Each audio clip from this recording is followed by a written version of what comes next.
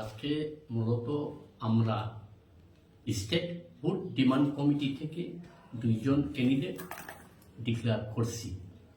এখন মিটিং হওয়ার পর পূর্ব ত্রিপুরায় কৃষ্ণমোহন জমাতিয়া এক্স এমডিসি, পশ্চিম ত্রিপুরায় বিশ্বকুমার দেববর্মা ডাকনাম উত্তম, ওনাকে আমরা প্রার্থী হিসাবে আজকে ঘোষণা করছি। এই জন্য সাংবাদিকদের বাইরের সাথে কিছু ডিক্লারেশন দিব বলে আমরা ইনভাইট করছি আপনাদেরকে। কি মনে করেন এই লোকসভা নির্বাচনে কেন 1900টাকে সামনে রেখে আপনারা এগোচ্ছেন?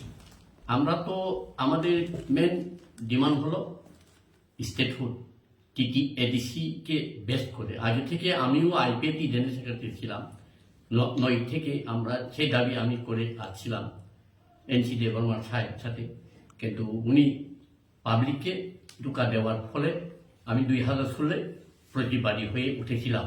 কিন্তু IPAP বা পাবলিকরা যে সময় আমরা সত্য কথা উদ্ঘাটন যখন করেছিলাম তখন আমাদেরকে বিশ্বাস করিনি। 5 বছরে দেখেছি আমরা ওনারা কি করেছেন IPAP নামক দল।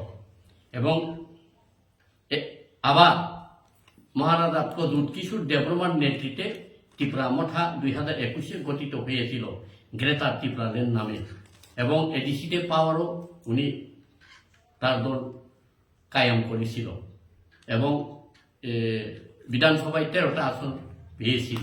কিন্তু আজকে দেখলাম প্রদ্যুৎ বাবু মহারাজ উনি যখন বলেছিলেন we know compromise without greater Tripura land, এবং লাস্ট 15 বলেছিল, কিন্তু গেল 2 তারিখ মার্চ উনি কি করেছেন এটা ত্রিপুরাবাসী সবাই জানেন। গ্রেটার ত্রিপুরা ল্যান্ড নামে আমাদের জনজাতিদের প্রতারণা করেছেন উনি। ইহার প্রতিবাদে আমরা আমাদের বা ত্রিপুরাবাসীর কাছে 2জন ক্যান্ডিডেট প্রার্থী দিয়েছি। এই যে